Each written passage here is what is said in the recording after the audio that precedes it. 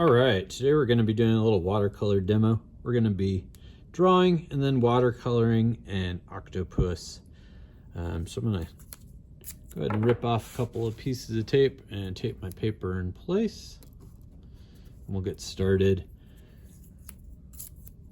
So when we watercolor, there are a couple different approaches you can use. We're going to watercolor today and also line with a pen. You can also just use the watercolor. We're going to do a pencil sketch to start. That's optional. So you can just do pure watercolor. You can sketch and then watercolor, or you can sketch, watercolor, and then line with a pen. All of those are viable options. But just to keep things kind of simple and approachable, we're going to try to do like a sketch first and then line it and then add the watercolor. So we're going to do an octopus. Chose the octopus today because I think it's made up of simple forms. We're going to keep it kind of simplified, kind of a almost cartoony octopus. So we're going to start off here, maybe towards the middle of the paper, go up a little bit, and we're just going to kind of draw what I'm going to describe as a lemon shape. So it's a little bit of like an elongated circle and with a little bit of a point at the back. This is going to be the main body of the octopus. Octopus is made up of fairly simple forms, so we're going to kind of use that today. Next thing we're going to do is kind of the eyes here. So we're going to make kind of a curved cylinder. So it's going to wrap around that lemon form like this. We're going to have one round side here and one round side maybe about here. This is just the eye cylinder there. You can have the eyes on either side. We'll have one eye here and one eye facing off in that direction. We also have a little vent that comes off here. This is something an octopus uses for propulsion. It's kind of volcano shaped, so think about like drawing like almost a cone and a little volcano top to it. All right, so we've still got pretty basic shapes going on, and then we're going to add the tentacles. So the tentacles are basically like curved cylinders, so you can kind of draw those going wherever you want. I'm going to come down from the eye a little bit and then just kind of come back up. It's all right if your tentacles don't match mine.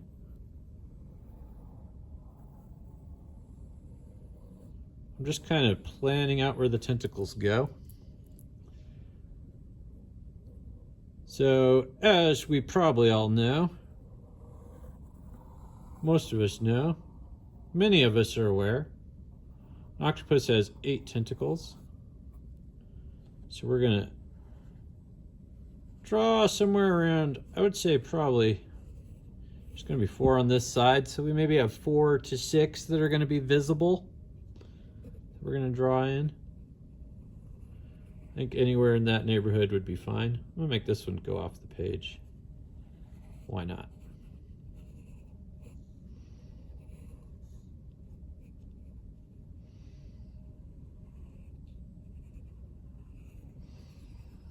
Trying to use up the paper, try to get octopus all over.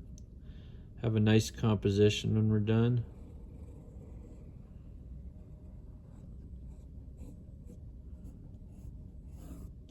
Maybe I'll put another one up here.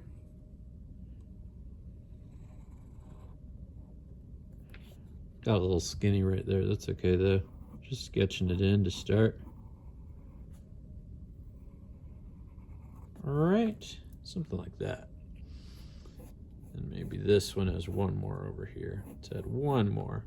I'm gonna have this one kind of coming up and just overlapping a little bit. Here we go. This one will go back this way.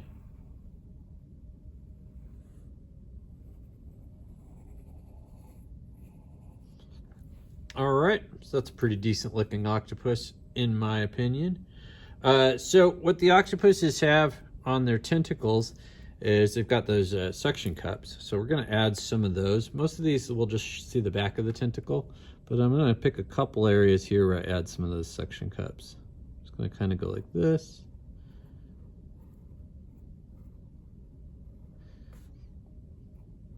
This is kind of a side view. Maybe thin this down a little bit. On our tentacles, we eventually want them to kind of taper down to a point. So they're going to be kind of thickest where they attach and then slowly taper.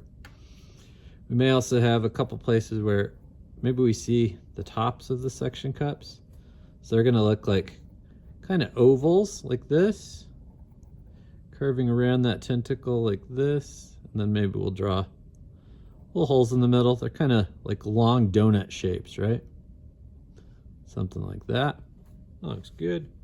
Just add that in a couple of spots where you see either sides of tentacles or the top of them. Maybe we'll have this surface kind of come around like this. Get some of those in.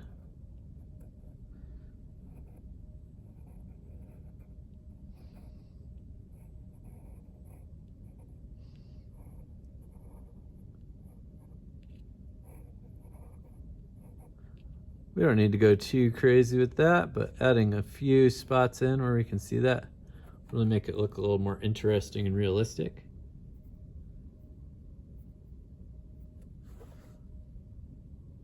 Pretty happy with that. That's fine for now. Might add some more later. And then when I go back in, I really want to think about how to line everything and what I want the details to look like.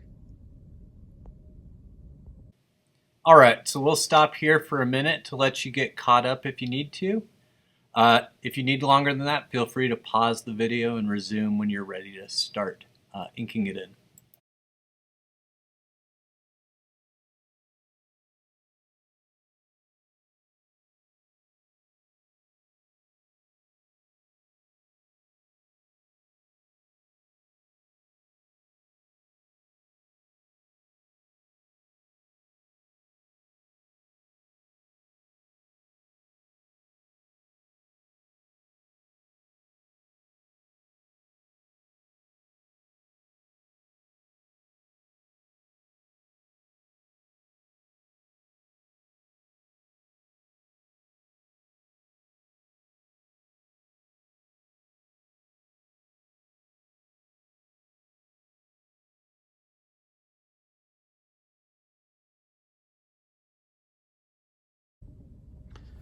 All right, so the line I'm going to be using a Uniball pen.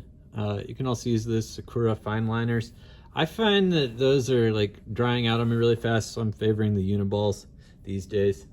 These are nice because they're waterproof, so you can draw with them and then go over with the watercolor without any bleeding happening. So I'm going to come back in. I want to kind of revise my line as I'm doing this, but also make it more interesting. If I can think of ways of doing that. But the idea is to just kind of get a finalized outline. I may do some things where there's little divots. Octopuses can change their texture. So they're not always completely smooth and flat. They might be a little bumpy. There might be some divots. So I might introduce that to my inking with my contour line there. Want a little bit of overlapping there where the tentacles are. That'll make things a little more visually interesting.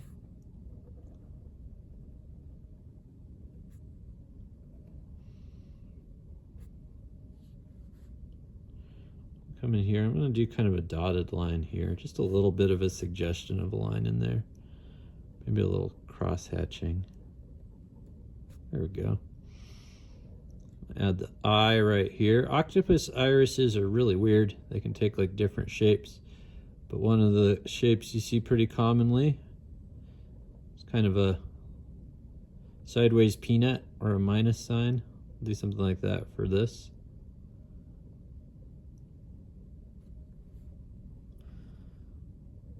The jet here. I'm actually going to give the jet a little thickness like that.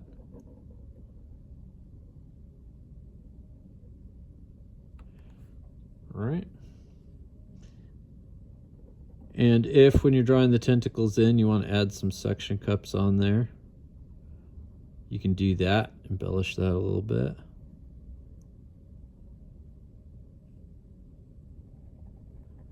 Seems like it's getting kind of thick up there. I might try to thin that out a little bit.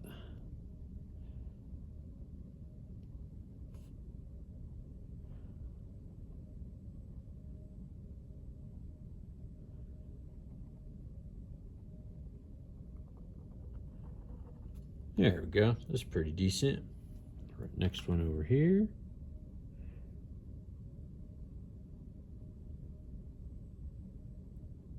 So the sketching phase is really about getting the proportions and basic shapes. Just keeping everything really basic. And then when we go in with the lining for the ink, we can have a little bit of fun. I want to think about like texture of this creature. Is this a young or old octopus?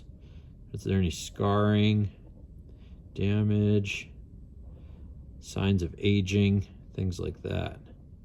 We can add those in as we're inking if we want.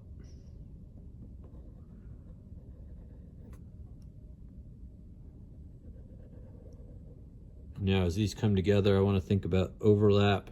So I think what I'm going to do is have this come in, have this one overlap a little bit. Not overlapping just gives a little bit of a feeling of depth to the picture. So we've got one thing in front of another.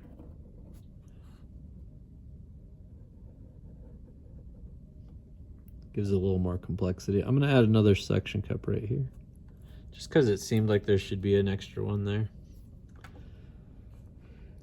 I'm going to put a couple on here as well. Give this a little more of a point. It doesn't really matter if your tentacles match mine. Feel free to embellish, improvise, give it a little bit of a nick here. A little damage to that tentacle there. This octopus has been like having rowdy ruckuses, you know. Living that octo lifestyle.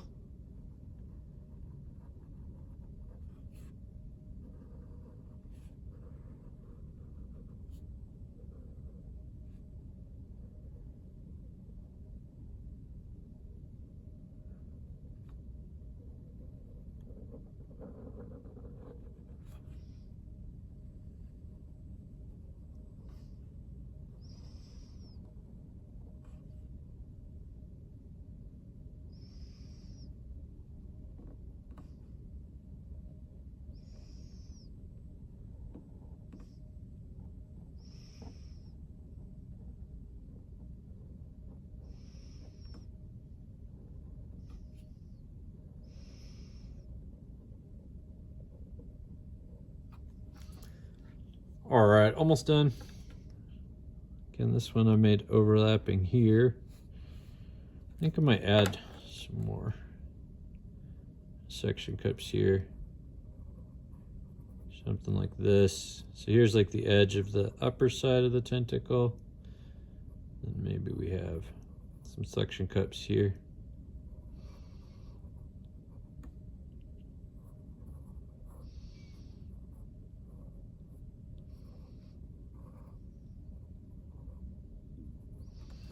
Something like that. Whoops. Leave that there.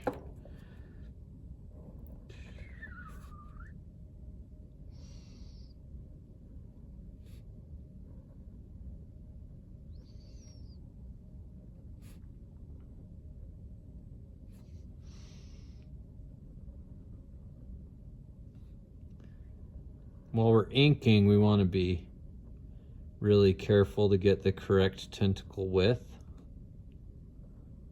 Get that nice taper from thick down to thin. When we're sketching it out, it's not super important because we can erase it and correct it. But once we start the inking process, we want to be very careful, slow down quite a bit. Just make sure we're laying in the lines exactly where we want them.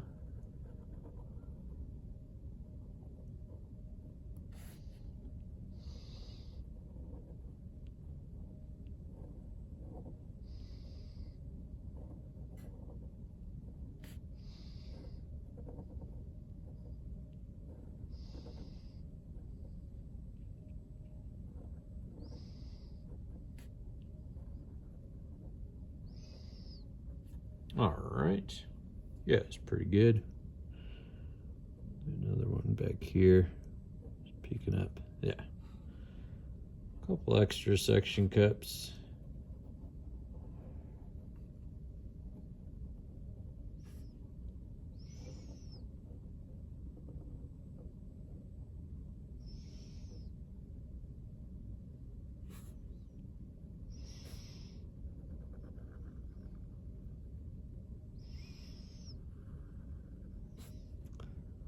All right.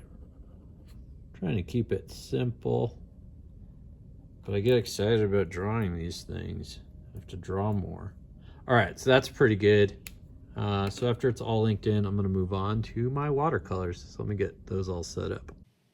We'll take another minute to let you get caught up with the inking if you need it. If you need longer than that, go ahead and pause for as long as you need, and we'll get to the watercolor in the background next.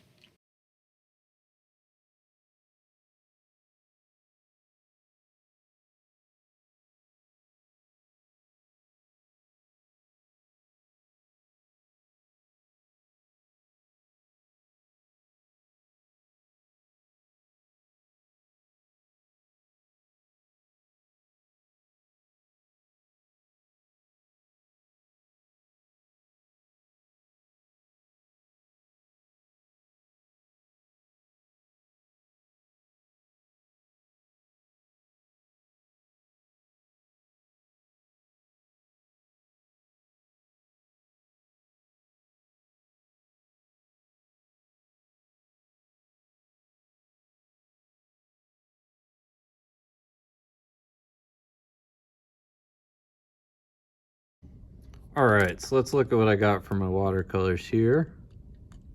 I've got a water bin. I've got my watercolor set. This is a cake set of watercolors. This is a praying set. I like these. I feel like they're fairly cheap, but the quality is pretty decent. And I've got a paper towel. You always want to have a paper towel with you when you're painting. Let's look at the brushes I've got.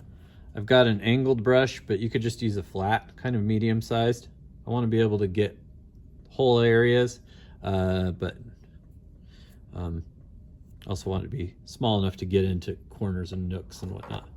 And I've got two round brushes, one smaller and one kind of medium. All right, so we're gonna start with the background on this, and we're gonna look at doing like a wet on wet technique. I'm actually gonna start by wetting my watercolors here. So let's pop those up. I'll show you how to do that. I just want to take a little bit of water and kind of set it onto each cake. And this is just going to moisten the cakes and let that water soak in.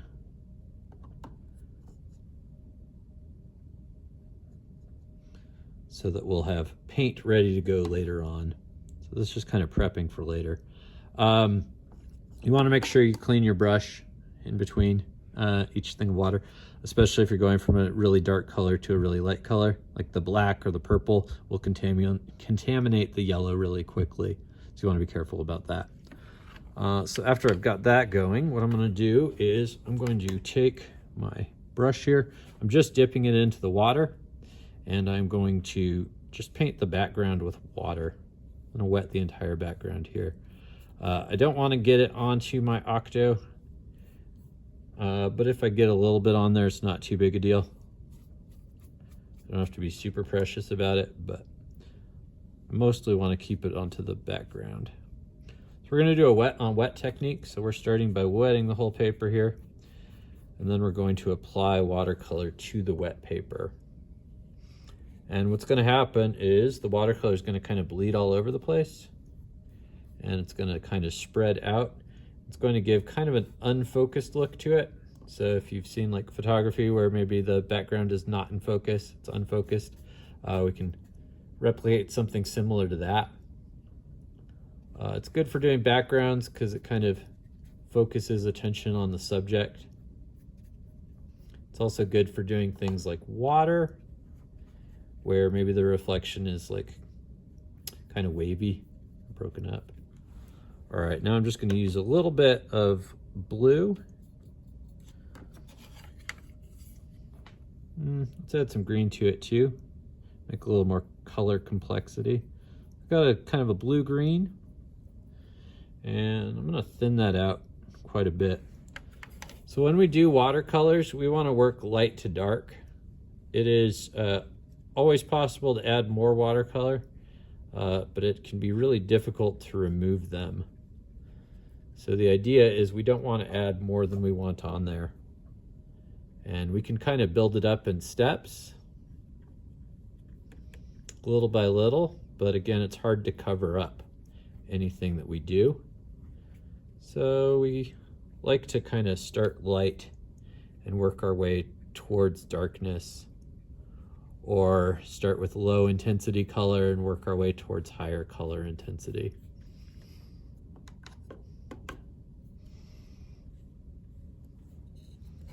So I mixed that color in my tray, you can see. That tray provides a nice place for mixing. You're gonna have to be managing that color all the time though, because the brush is thirsty, it'll soak it up fast. So we have to manage how much green is in there, how much blue is in there, and how much water we've got. You can see that's going on with a fairly similar tone.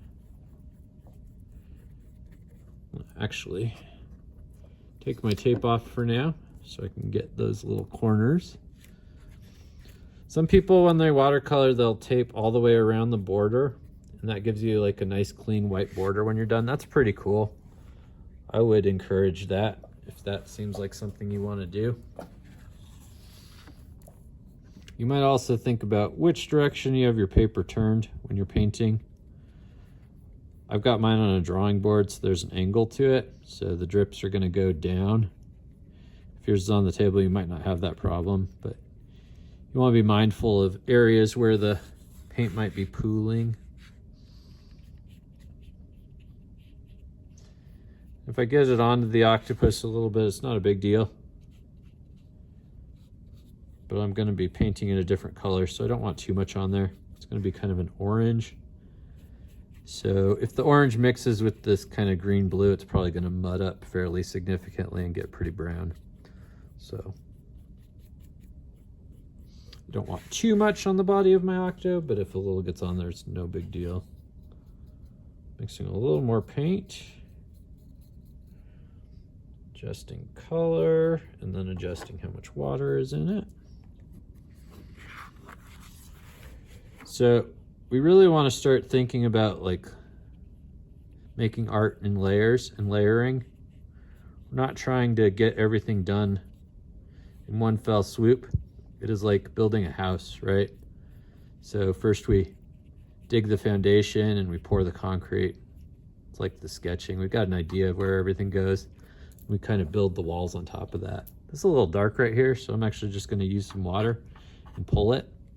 The watercolor stays movable for a while. So if you got an area that's too dark, you can just add a little water and pull some of the pigment into that wet area. So yeah, once we have the foundation laid out, we draw on top of it. Maybe that's like the inking the walls. And then we put in all the decorations, we paint it, we add the little details like the electrical sockets, things like that. Kind of the same thing. We are making multiple passes. So when you build your house, you don't start with the bedroom and build that entire room and then move on to the next room. You kind of do the whole house at one time in different phases. All right, after I get my watercolor on there, if I want to get a little bit of variation to my background, I can add some thicker paint. Kind of play around with how you do this. Just going to kind of scumble in some darker areas. You can see where my paper's still wet, it gets a little bit of bleeding going.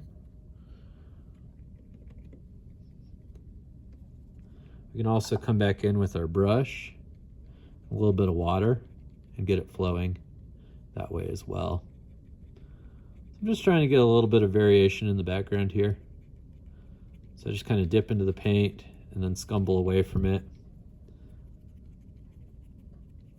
Then when I run out of paint, and maybe dip into another puddle, scumble away again.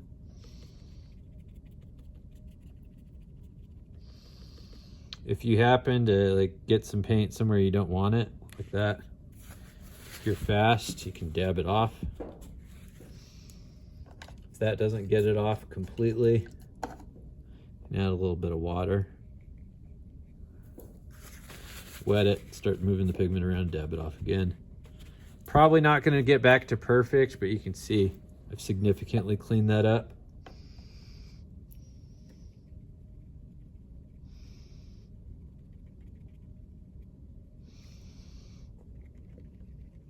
You can also actually try using your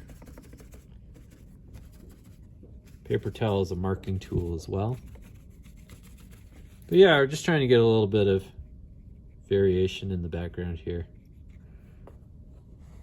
All right, I think maybe a little more up here. Maybe kind of a feeling of kind of the dark ocean behind it, and maybe towards the bottom, maybe it's on the sea floor there. Got a little on my tentacle there. We'll clean that up. Yeah, so if you want to clean it up, you can always wet it and kind of pull it, kind of diluting it, giving it more places to go. Let's see, maybe a little purple, maybe a little purple, just for some variation.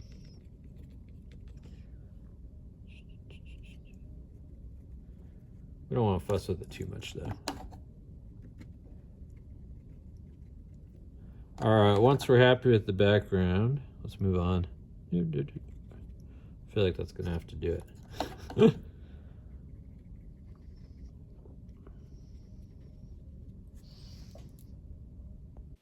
Now the background's done, we'll give you another minute to get caught up. If you need longer, pause the video, and we'll start painting in the octopus after that.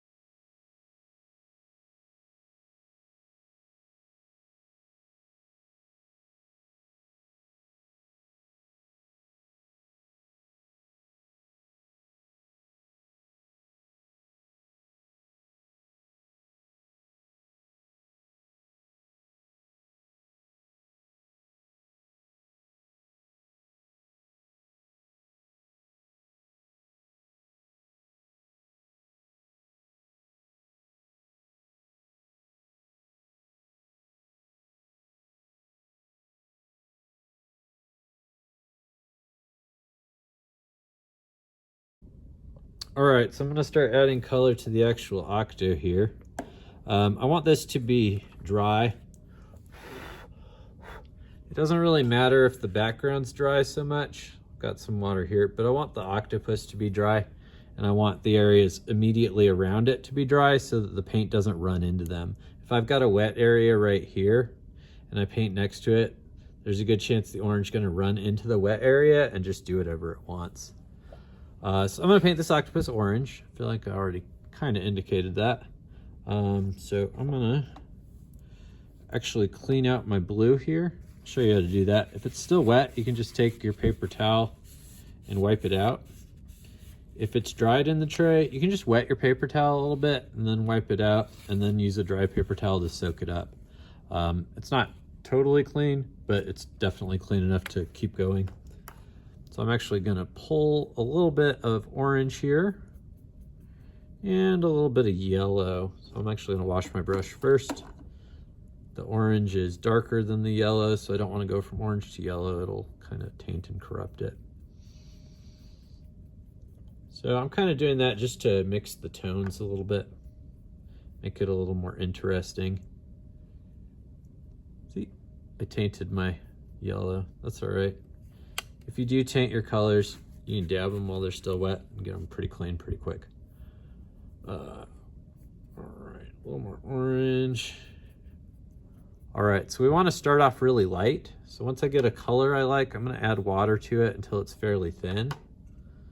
And I want to try to mix enough of this to cover the octopus. So ideally, I have enough in there to get that finished. We'll see how far I get. You don't want to mix way too much. You don't want way too little. It's a tricky maneuver. So shoot for having just the right amount. If you don't though, it's okay. Most of us won't. All right, so now I'm gonna go ahead and get in and just give my octopus a light coating here. You can see some of my graphite there still. If you want to clean up your graphite, your pencil drawing, after you ink it. You can totally do that. I had neglected to do that. I don't necessarily really mind having those sketch marks in there, but if you want something super clean, you might want to make a pass with an eraser and take care of that. All right, so I'm just doing a very light orange wash. A wash is what we call a paint that has a lot of liquid mixed in. In most situations, that's going to be water. So with watercolor, it'll be water. With acrylic paint, it'll be water usually. But it's very thin and runny is the idea. Also, like, should be transparent when you apply it. Alright, so we're running into some places where I got some background onto my Octo. I want to kind of wet that paint again and try to pull it in with my orange. Try to unify it as much as I can. It may be dried into the paper to a certain degree by now, but there's a good chance that I can still move it around some. All right, I'm gonna be careful up there because it still looks a little wet. I'm gonna come over here first. So when we're coloring things in, we kind of want to do a light layer of color on everything and just kind of establish what color we want it to be. And then we'll go in with stronger color and build it up on top.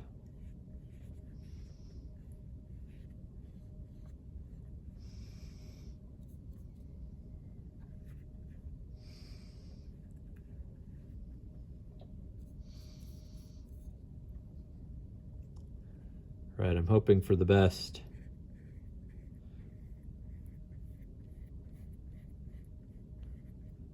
Cool, that worked out well. All right, so now I've got orange all over him. And I used most of my orange. I did a pretty good job. If you want, you can also layer this to make it darker. So if you have leftover orange and you want to start making areas darker, you can use up the rest of it. The layers on top of each other will build and make it darker. They'll kind of make it stack.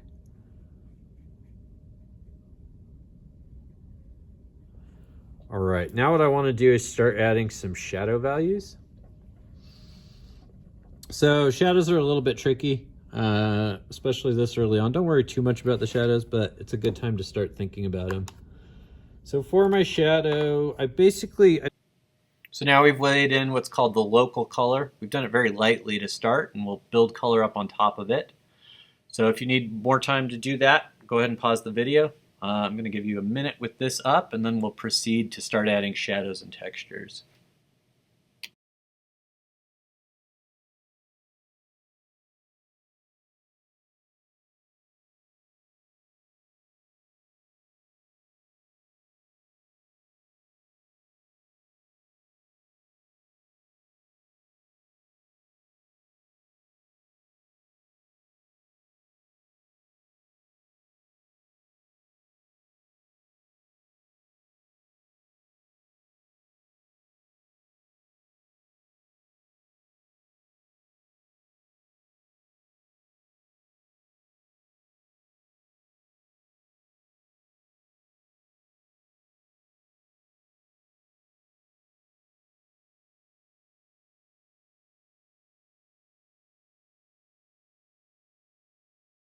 You don't want to use black. A lot of people, their first impression is to use black. Sometimes that's a good idea, but especially starting out, it's a better idea to try to avoid using the black, especially for the shadows.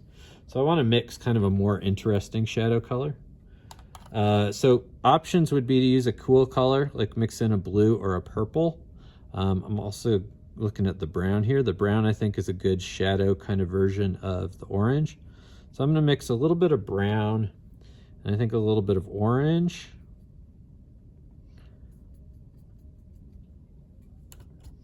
And a little bit of red. I'll mix those all together.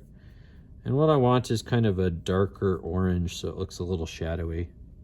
Pretty happy with that. I'm gonna try putting some of that on and see how it looks. All right, so I'm gonna think about the light coming down from the left here. Try to shade accordingly. So we're gonna have a little shadow, and I wanna make sure this is dry. or pretty dry before I go in.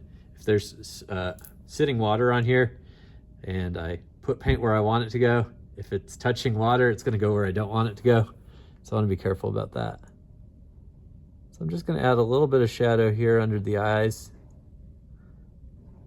a little bit through here, maybe some underneath the jet here. So I'm thinking about light coming down from here, and I'm thinking about the areas where the light's not gonna be able to get to.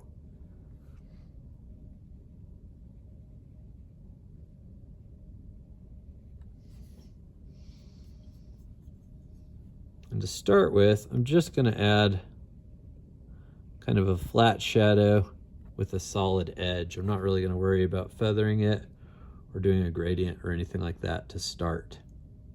I'll talk about that later on. That looks like kind of a little, in that overlap there, like there might be a little bit of shadow in there. A little cave. All right, so I've got light coming from above and to the left, so I want to shade any area that is either facing to the right or down. And you can kind of use your brain and your intuition to figure that out. And if it looks bad, try to do it differently next time. Eventually you'll get a feel for where to put the shadows in. All right, the tentacle areas here are usually kind of lighter. Like if you look at the palms of people's hands, they're usually or often lighter than the rest of their skin. Kind of similar with the tentacle areas on our octopus here, so I'm just gonna kind of leave those alone.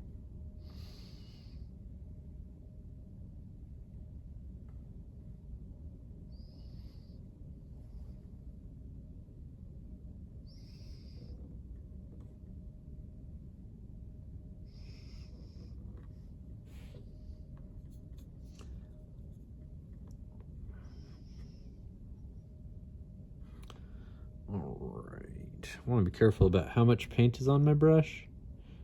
If you get too much paint on your brush, you might find it kind of coming off your brush into a big puddle. You don't want that.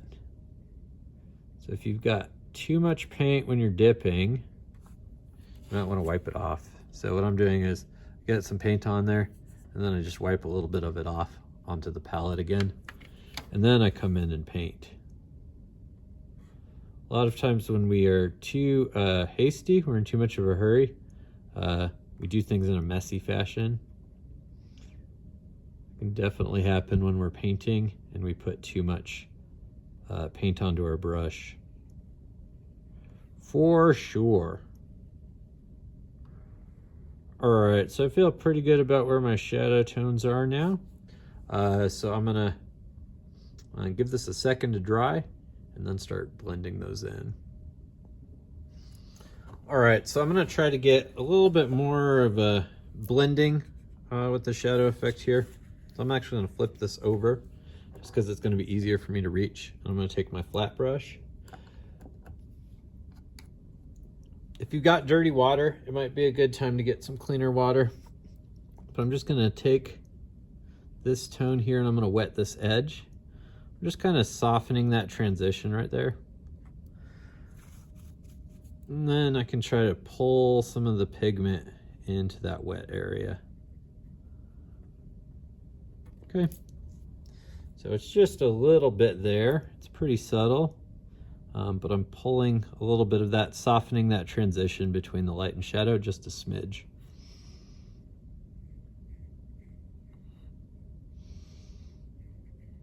And you can kind of do that selectively. The octopus has a lot of curvy surfaces on it, so the edges of the shadows that are on the curved areas are going to be a little softer, kind of a gentler transition. So we're just kind of softening that up. All right. And I think what I want to add is a little more orange to it. I want to get a little more intense with the colors. So let's see. I think what I'm going to do is I'm going to mix a little bit of this orange right here in a second little compartment. I'm going to get a little thicker with the paint now. I'm going to add a little yellow to it, but not much. And I'm not going to add so much water this time. I want to thicken it up a little bit. So I've had my cake soaking, so it's made some thicker paint up on top. Kind of moving that to here. I'm going to add that in. I think I'm going to use my kind of medium round brush for this. What I'm going to do is I'm going to try to bring the orange. Need more paint. I'm going to try to bring the orange around and make it fill out some more of the space, but I do want to keep like my highlights lighter.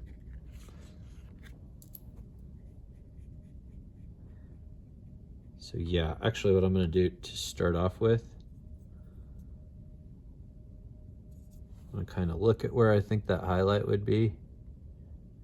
Just kind of some very light orange paint around where that highlight's going to be. And I'm going to leave that just very light like it is right now. Then add a little more orange to the rest.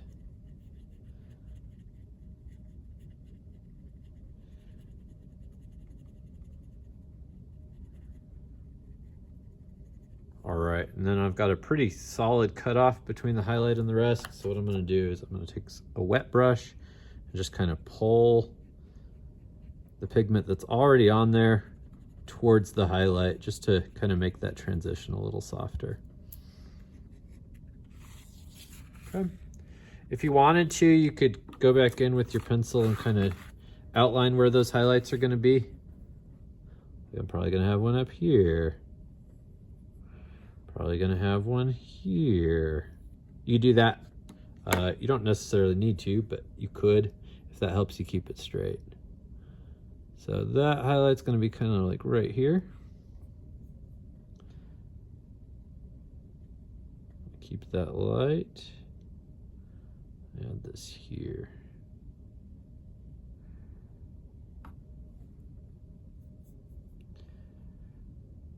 All right, so now I'm going to work tentacle by tentacle. I don't think this one's going to have any real strong highlights. I'm just going to go in and get it.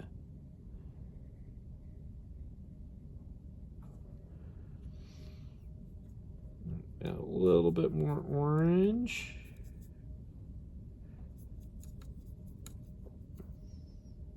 Let's see how that goes on. It's also good to have a little scrap piece of watercolor paper to test on. You can see this is going on pretty dark, so I may add a little bit of water to that paint.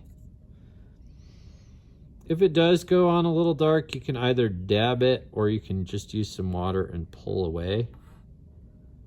I feel like we're going to have kind of some highlights in here.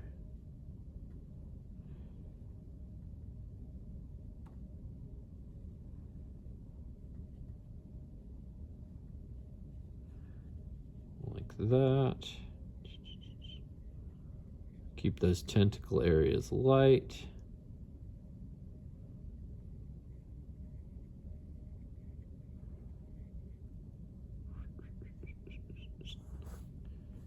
Yeah, that looks pretty good. All right, let's see. I think we're gonna have a highlight here.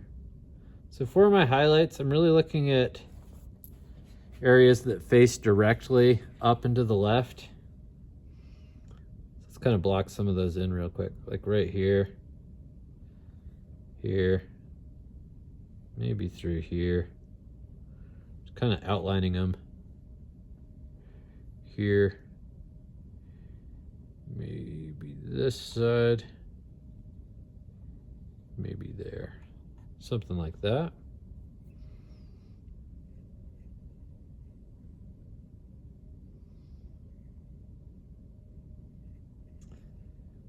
Then we'll paint in the rest of it.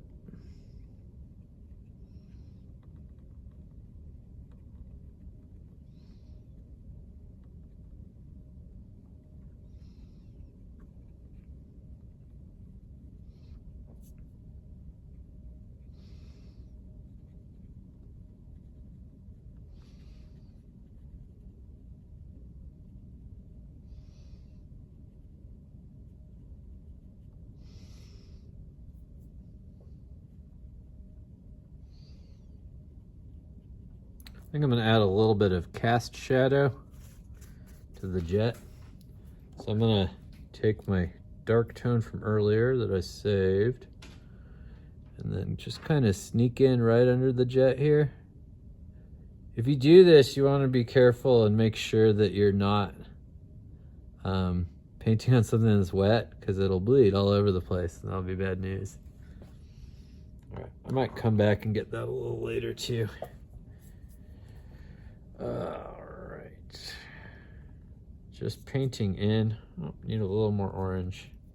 Every time you add new color to the tray, probably want to test it and make sure that it's what you're looking for. See, that goes on dark. I want to add a little more water and then pull that pigment, blend it in, get a little less dark. Up this way through here. I got one there. All right. All right. So then we want to soften these transitions of the highlights. You can see they're pretty harsh right now. Just going to use a little bit of water and a clean brush. Just kind of soften those edges. Soften, soften.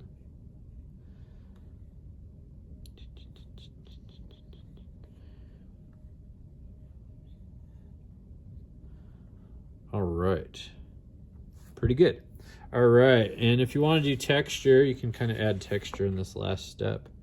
I'm gonna do kind of some red texture. I'm gonna use that shadow tone, but I'm gonna add a little more red to it.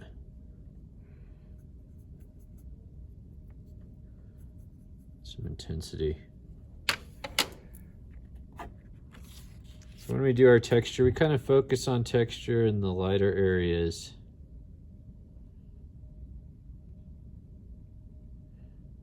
But the shadows here aren't too strong, so I can kind of apply a little bit of texture everywhere.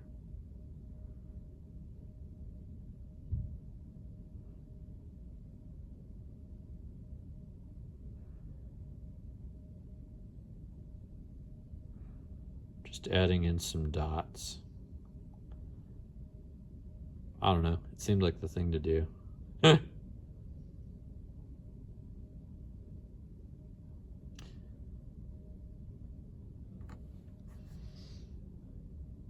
All right, so there's our octo. I feel pretty good about that. So we got a lot of watercolor techniques here. We got the wet on wet, we got the wet on dry. We have kind of layering in light colors and building them up slowly, adding the texture, all that good stuff. That's pretty decent intro stuff for you to work with.